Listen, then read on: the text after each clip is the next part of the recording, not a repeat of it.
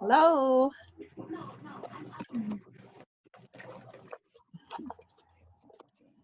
Oh, You're outside too. yeah. Such a beautiful day. It is. I have piano lessons going on in my house, so thought it'd be best to come outside. But someone's putting trees like in the chipper or whatever, so it's not too loud. I think everybody's mowed around. Well, I have chickens and dogs, so excuse the clucks and the barks. I'll be kidding. Okay. I just want to tick on me. I'm gonna go dispose of this little guy. Yeah.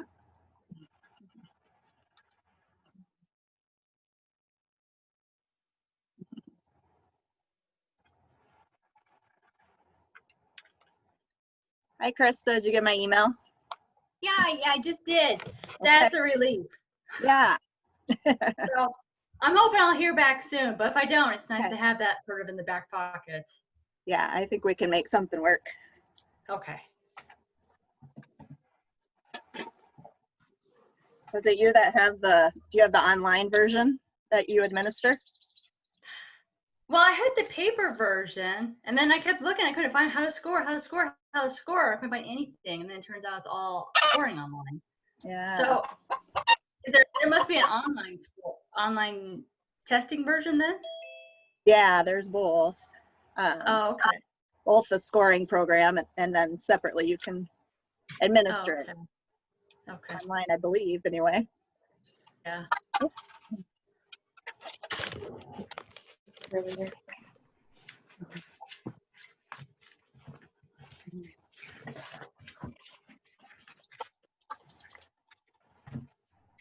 Hi, Andrea.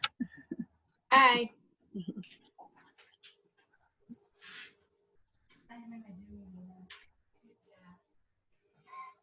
I heard the chickens, Tara.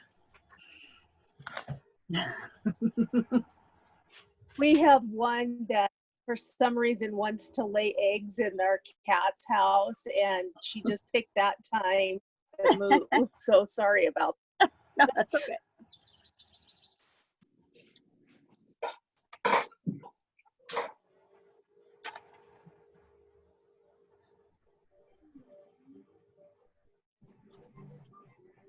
Finally not have the wind about 90 miles an hour. It's nice. I'm just glad it stopped raining and the sun's out. Oh, yeah. You had a lot of rain? Almost 4 inches, I think. Oh, wow. Yeah. We didn't have too much in Sioux Falls. Kind of. No, just a torrential downpour. Yeah.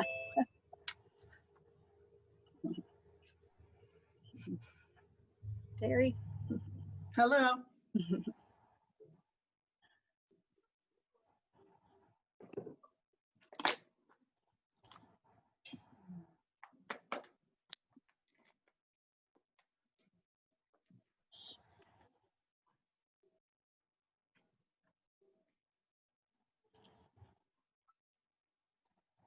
Oh, we should just need one more.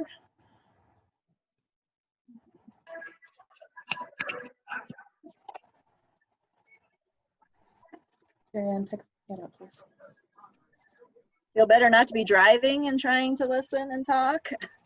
Yes. Jan,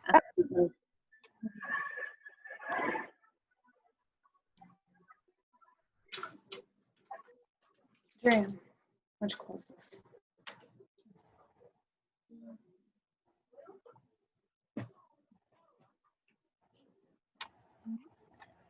Hold up, yeah, hold that way. Hold on. Oh, good girl. Good girl. That's enough. You gotta go. Yeah.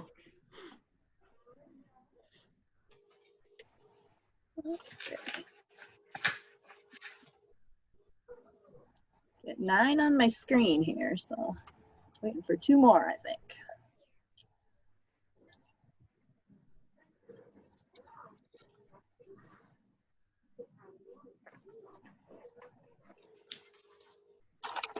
Wait one more minute and then we'll get started. Does anyone have any questions while we're waiting?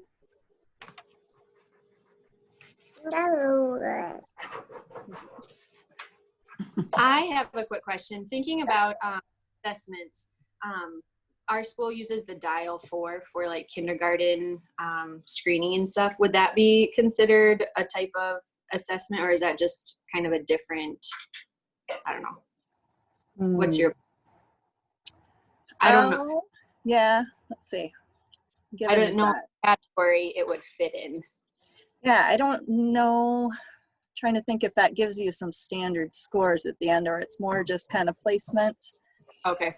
Um, I was just curious. I was up at the school today and then ended up seeing that. So I was just trying to place where that would go, you know, in as far as categories or whatnot. yeah, So. you maybe want to see if you can find something that would be used. Yeah. Wise. Yeah, I've got other assessments to use, but I was just curious about Yeah. that one. Just side note. And I hadn't done any like looking into. It was just a thought in my head, so it was just quicker to ask you real quick. But Yeah. Thanks. Anybody else?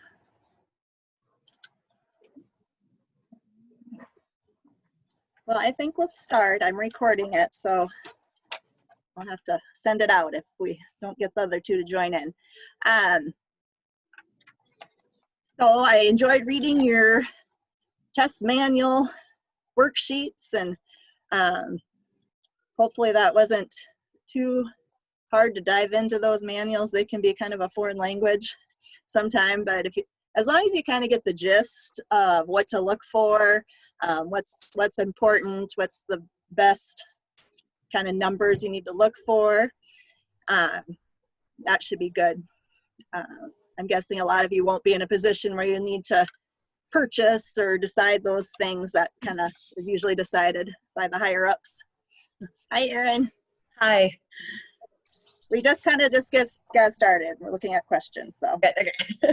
I was in the shower. I didn't realize what time it was and got done mowing the lawn. I know. All right, so first I'm gonna go through from that last quiz. There were some people that had a little confusion with how to find that raw score once the basal and the ceiling are established. So I'm just gonna go through that test question as well as one other practice. And it's just a simple thing. Okay. So here was the question. Okay, so given the data below, answer the following questions. And so we want to calculate, I think it was Adam's raw score here. So you see, they started administering at item number 5, and he reached the basal of 3 in a row correct. And then they went on until he missed 3 in a row, which was the ceiling.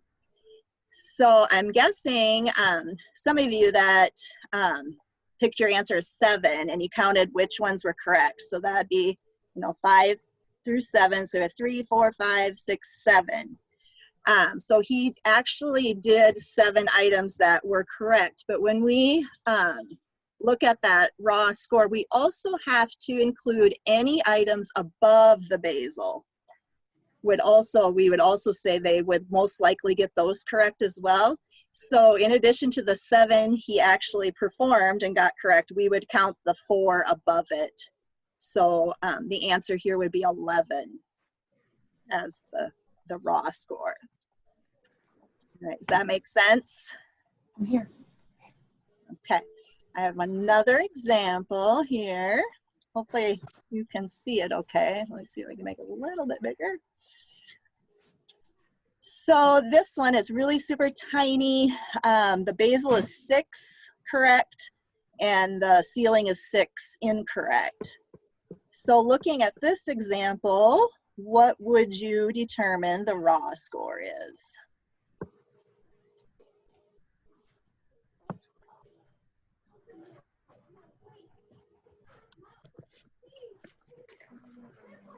Can you see it okay? Would it be 13? Close. I was thinking 14. Yes. 14. There's one correct answer over here in the second column that gets kind of lost in those. Okay. The other qualifier here is that the 6 incorrect, I believe, have to be in a whole section. So you see like this section, they got that last one right. So then you keep on going. I believe this was the Woodcock-Johnson, but the Spanish version is where I found that example. All right, so just remember you have to count the previous ones in your score. All right, I thought that was important. That, you know, would make a difference in the score if you didn't count those previous ones. So that should help with your scoring accuracy. As far as scoring, if you've kind of looked at that, any other questions that have come up or things that you're wondering about? Most of the time it's pretty black and white. It's either right or wrong. Some of those you might have a little more gray area. Emily. But today we're going to look at integrating multiple forms of assessment data.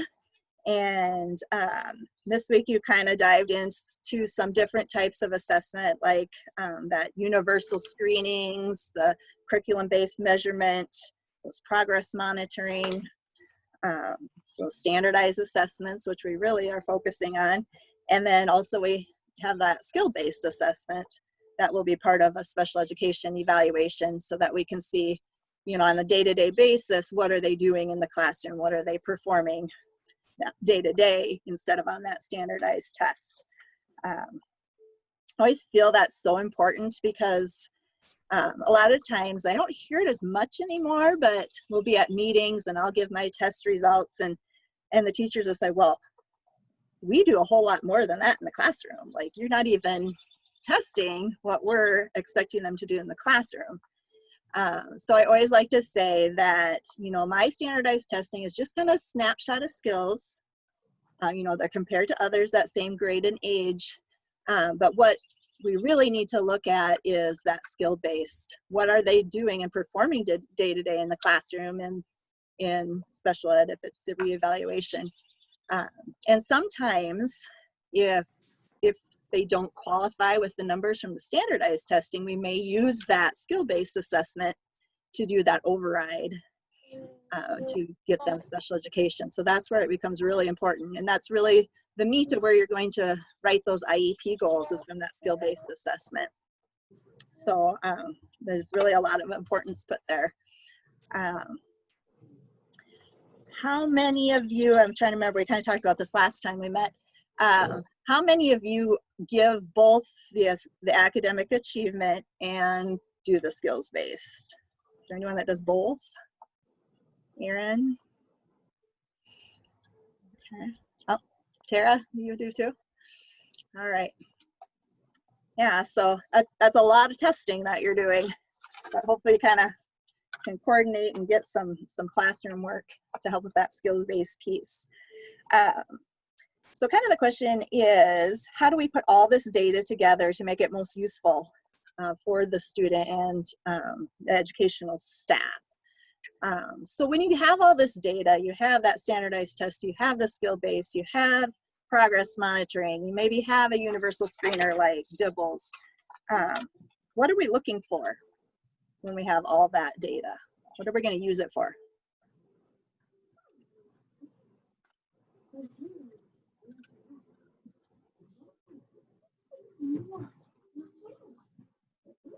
Go through a lot of work, so we want to be able to use it. We want it to be useful, not just to say, yes, they qualify. The data from the skill-based, Sure. I would use them to make their goals and To write their IEP goals, yep. But like the dibbles and stuff, I mean, are you talking about like in the classroom too? Like how we could use it in the general classroom? Sure. Mm-hmm. So just to sort of track their progress and see if the current curriculum is working? Yeah. Yep. You can probably also use it for grouping Yep. levels. Yeah. Helps us that differentiate that instruction like we just talked about in that last forum. Looking at those strengths and those needs for each student. And helps us, when you're looking at grouping and such, zeroing on those skill deficits. And, we know that reading decoding is difficult, but reading decoding covers, how many skills that we really need to, zero in where they're having the most difficulty and focus our teaching on that area. And then that progress monitoring along the way helps us, keep track, like Krista said, are they improving? Is what intervention we're using successful, or do we need to start over and try something else? So we are gonna, kind of our last little thing here is take a look at example of some data. Share my screen again.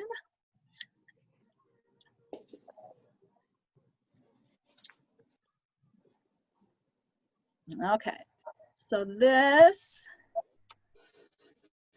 I'm trying to remember, I think I just got this off of the Dibbles site.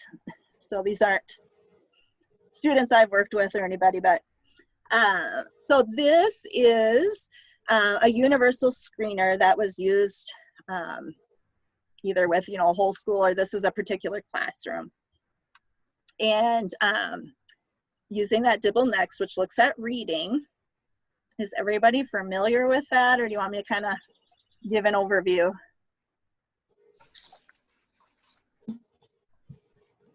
I don't want to tell you stuff you already know. Are you familiar, everybody? Yeah. A thumbs up or a nod? We don't use the Dibbles, Okay. but I've heard of it. Okay. So just kind of quick, it is given at the beginning of the year, so that's your first chunk here, then given again in the middle of the year, and then at the end of the year. So you can track progress, but it also kind of the standard at which you're basing or comparing the score to changes as you go through the different times of the school year as they're gaining skills. You can see that all the boxes are colored, and that will match kind of those RTI levels. So any box that's green means they've met that standard, or they're right on track to meet that standard, doing fine grade-wise for that. Yellow is they're going to need some support, some intervention, and then the red, of course, is they're going to need that most intensive support. So what do you notice, kind of looking at the data as a whole, what do you notice about this third grade class? No one is at benchmark for all of reading. Yeah, so we've got some work to do.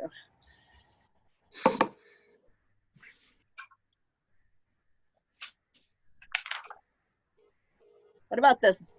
This is the end of the year, and look at all this red.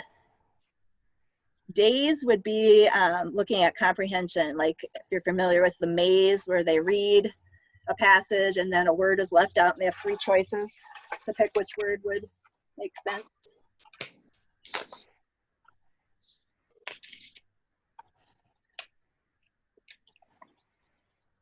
Where do you think the focus of this group is generally going to be?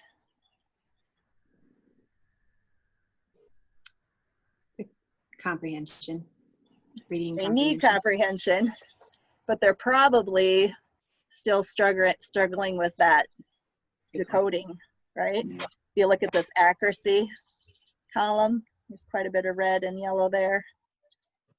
And then even the one that is pretty accurate maybe has a slower rate that's affecting that comprehension piece.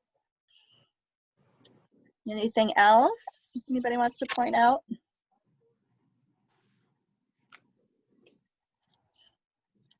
All right. Kind of looking at the beginning, some kind of entered in on target. And then as the year went on, you can see, like, let's look at Javier. The retail was pretty good. The comprehension was pretty good.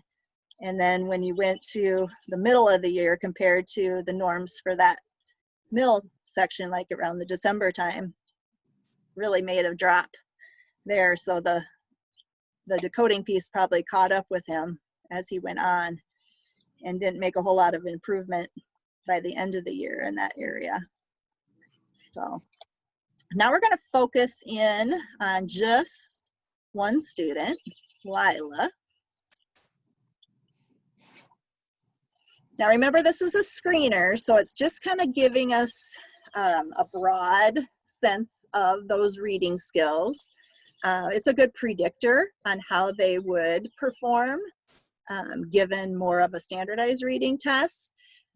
So in third grade, they're mostly looking at reading passages. So they're reading fluency, and you track the errors they make. And then after 1 minute reading the passage, they do a quick retell of that story. So let's look at Lila.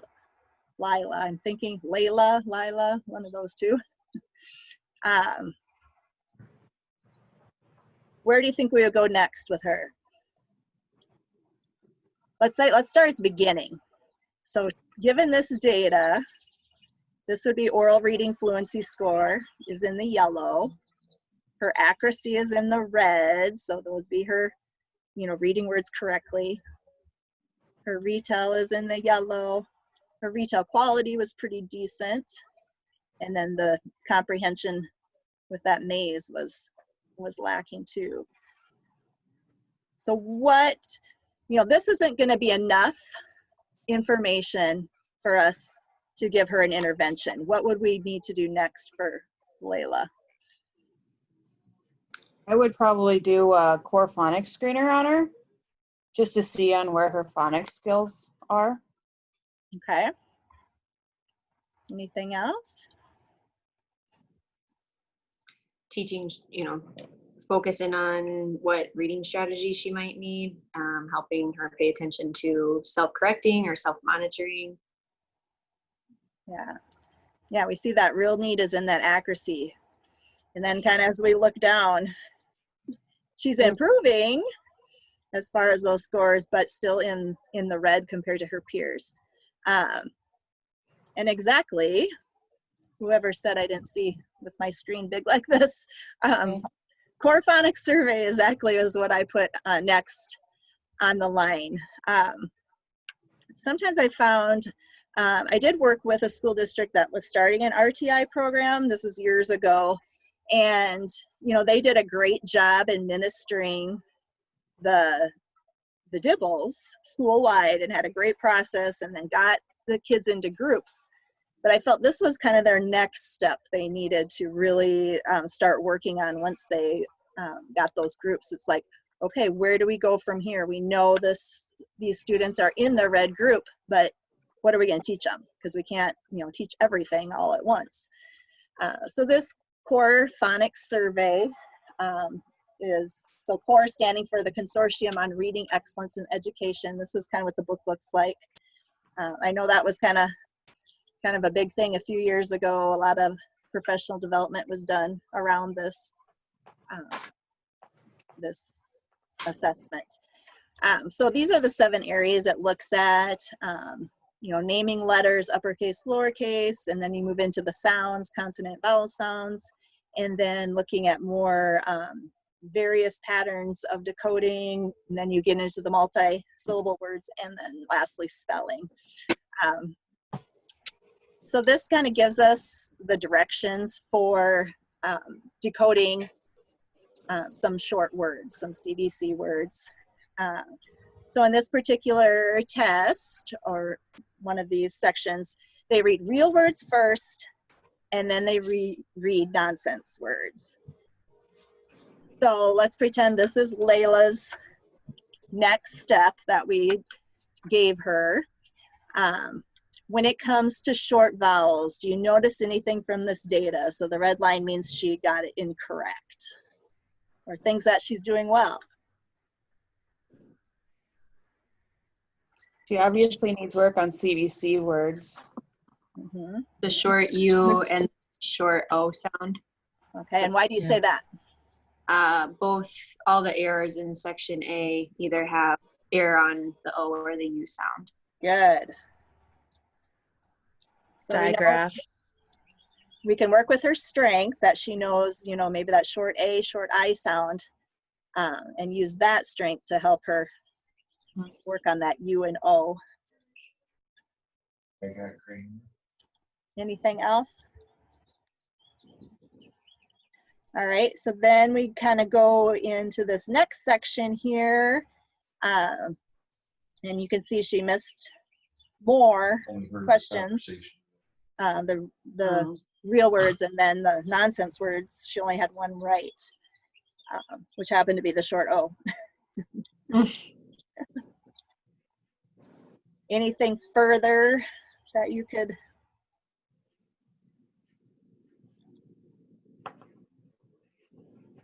I guess at my school, we do use this assessment, and then we also have for intervention, we call it Jill Jackson. She basically has aligned everything up with this assessment, and so I would start this child at CBC and then work my way through the program. Okay.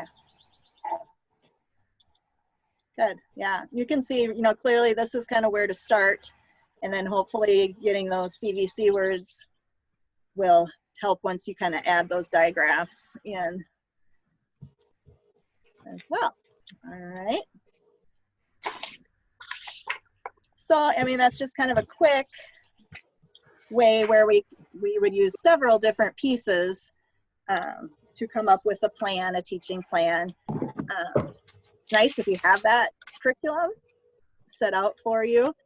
Sometimes it's a lot of creating, especially in special education. I think you find yourself pulling from here and there and creating this and that, and you probably have a big bill on teacher pay teacher and all of that. So really when we get into kind of our next chunk is looking at those standardized assessments and you know, what do all of those mean and how do we use all of those data to come up with a plan for the student. So just as we used, you know, that universal screener and then that phonics survey and, you know, like your Jill Jackson curriculum, you know, we kind of have to think the same way when we're using, we're getting information from the, you know, cognitive ability, and then we're comparing that to our academic achievement. You know, is there that discrepancy for a learning disability? You know, maybe there is there, but then there's also that factor of behavior. How does behavior affect their ability to learn and focus in the classroom? So again, it's pulling all those pieces together and how can we make the best plan from their strengths and hopefully make their needs move up to strengths in the end. So that's kind of where we're headed next. I know you have your next assessment that you're reviewing with that worksheet. Send me an email if you need. I have two assessments. I have the Wyatt and I have the Woodcock-Johnson digitally. If you need a second or third test, just let me know. Send me an email and I can send that to you.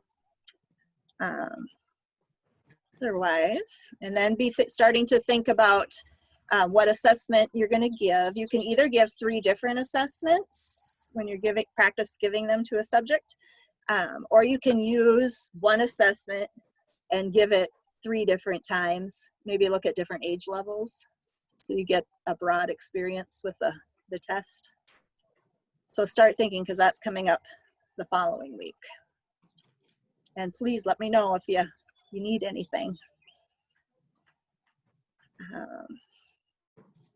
Anything else anybody has?